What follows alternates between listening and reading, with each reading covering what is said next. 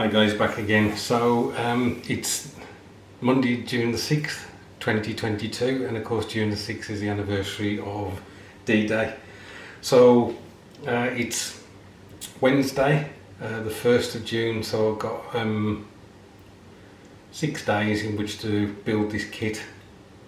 I wanted to do something to commemorate the anniversary of D-Day, and I was looking around the loft and I found this. I could have done the Airfix 172nd Sherman, but you know me and Matchbox, if I've got a build that I can do, then I will try and fit it in. So this is the intro to that build. I hope to do a video which will show the construction, painting and completion. I'll just show you that I haven't started it. So there it is guys, in all its finery. I don't know what I'm going to do with this one. I don't know whether to use the bridge that's actually within the kit or to do something myself. I shall decide that later on. But anyway, the next part of this video will show the kit either partially or completely built, so I'll catch you in a bit. Okay guys, so the Sherman is all built, well constructed I should say, and I've done something that really perhaps I should have been doing over the last several builds, and that's trying to enhance it a bit. So for instance, the lifting eyes or the tie down eyes, whatever they may be called, they were moulded here and here, and also there was one moulded on here, and there was these two moulded on the back. So I basically cut those off and I've used some very fine wire to create those so they actually look like hoops now. I also, if I just turn the turret a bit, there was a couple of lifting eyes missing from the turret, so I did one of those either side. I decided that I wanted to leave the hatch open, but of course when you do that there's no detail on the Matchbox kit. So what I've tried to do here is, with a bit of plastic card, represent the periscope that's on the hatch on this side, and I don't know whether this is just the locking mechanism for the hatch on the other side. So you know, just something to give a bit more interest. And finally I've got a 176 resin figure of Tank Commander drinking a mug of tea. I'm still undecided as to whether to put this on the dial that comes with the kit or whether to just have it on my own creation. So the next bit will be the vehicle painted and decaled, and then I'll probably show after that another section where the vehicle's weathered. So I'll catch you in a bit. Okay guys, so the paint is on the tank. I used the British olive drab 4445 from AK that I've used on Churchills and various other tanks for this one. The tools have been painted. There's been some highlighting done. I've actually went around with the brush, and I didn't dry brush, I highlighted the edges just to, you know, give an impression of where the sun or whatever is catching the edges of the vehicle. A bit of a word on the decals. The Matchbox decals are oversized. They're too big, and I know this because I bought some 176 decals, aftermarket decals, and compared them, and they were way too big. But what I actually did was I borrowed or used decals from the Comet for this particular regiment.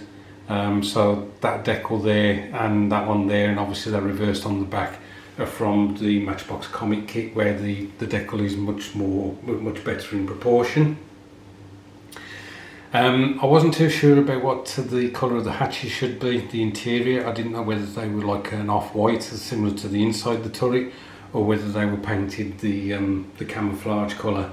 I've gone for the camouflage colour. I've just got to touch up this periscope a bit, put a bit of black on that.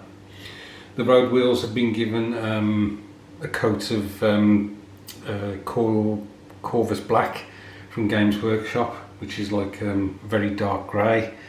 The tools here, the wooden handles on them, that's Ballor brown. So the next part is to add a wash, and then I want to try and do some streaking down the sides and on the turret.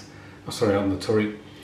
I don't know what to do about the wash. I don't know whether to do a sludge wash like I always do, or whether to try and do a pin wash just around the various parts. As I say, I'm undecided. What I think I may do first is give it a coat of varnish, just to seal the decals in and whatever, and then look at doing the wash, as I say. So the next part of this video will be possibly all the weathering done. So I'll catch you in a bit. Okay guys, so here is the final result of the build. I got carried away with the weathering and basically didn't show any part of that. The dio is a borrowed base from the Matchbox chaffee that I did a while back. So I've just took the chaffee off and put the Sherman on it. The figure was painted with Games Workshop paint, so that's basically for the flesh I used Bugman's Glow and then Cadian Flesh Tone. For the shirt I used Zandri Dust, then gave it a wash of Reikland Flesh Shade, and then went back over with Zandri Dust again just to highlight part of the top of the shirt and where the top of the creases would be.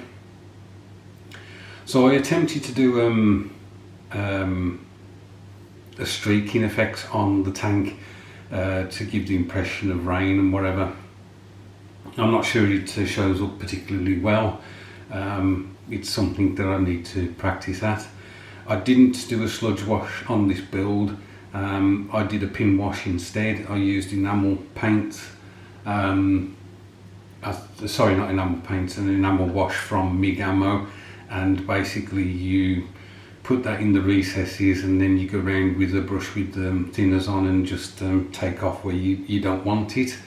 I was having an issue where the thinners was attacking the paint underneath. I don't know why that is. I'd used clear floor polish to seal the decals in, and I'd also given the I think I'd given a coat of Games Workshop's varnish from the rattle can. But as I say, for some reason I realised that the paint was starting to come off in places. Fortunately it's not anywhere that can be seen from this view.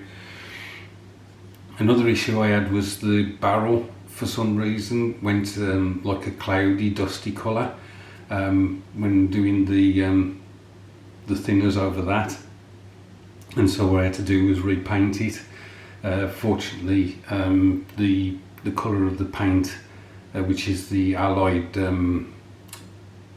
olive drab 4445, seems to match quite nicely into what's been painted previously.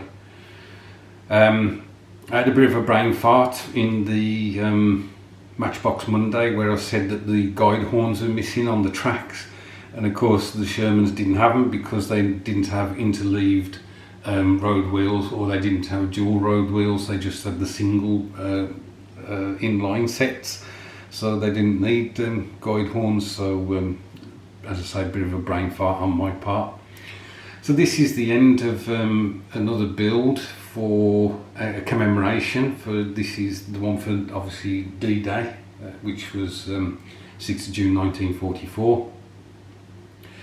I really like the way this has turned out, really happy with it. As I say, I need a bit more practice on trying to get the streaking effects on the sides of the vehicle. Didn't do any chipping on this one because I'm trying to show it as a vehicle that's just rolled off the landing craft and up the beach, and you know, he's making his way inland, apart from the fact that he stopped for a brew.